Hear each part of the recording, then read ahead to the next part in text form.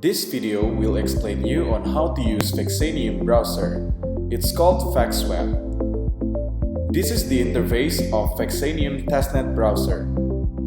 On the main page, you can see VEX to USD live charts, RAM price, number of blocks that have been produced, and block producers at this time. In addition, there is also block log to display the block history that has been made. And this one is transaction history. You can press the transaction hash to see the details.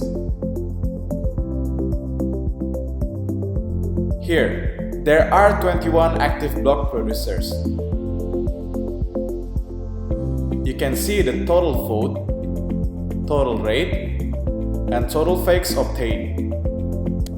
This sign shows block producers who is producing the blocks right now.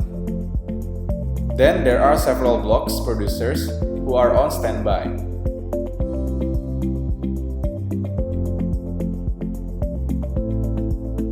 You can press one of the producers' blocks to see the details.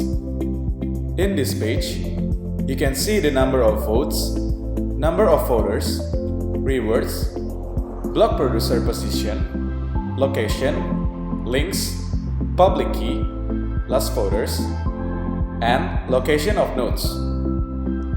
In VEX Web, you can also view your wallet and send VEX. What you need to do is log in with Scatter, select account, enter the name of the destination account, enter the amount of VEX, input nodes if you want it, generate transaction, select allow. Your transaction has been successful. Then, you can do voting on block producers. Just enter the name of the voters, which means your account name, and enter the name of the block producers that you want to vote for. Press generate transaction. Select allow. Your transactions has been successful. Through the search column, you can search for blocks, transactions, accounts, and addresses.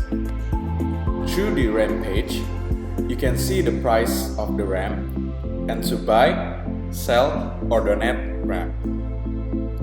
And finally, here's the list of the block producers. And that's it. Hopefully this explanation can help you on using Vexanium browser.